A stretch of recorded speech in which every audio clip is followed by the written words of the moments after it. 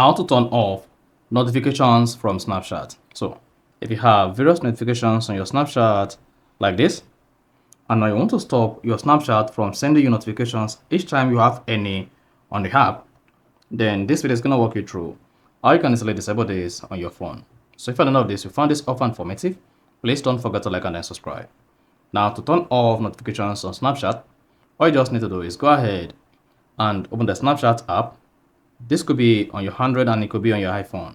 Once you open the Snapchat application, click on your profile icon at the top left. Now on your profile page, click on the settings icon at the top right. Here you want to scroll down the page, just keep scrolling until you get to notifications. Click on it. Then here you have access to all your notifications on Snapchat. To turn off or disable these notifications, all you just need to do is toggle all of these buttons off. So just click on them once and the notifications will be toggled off. Then scroll down and make sure you toggle everything off on your Snapchat. So once you have all of this toggled off, then your Snapchat notifications will be disabled.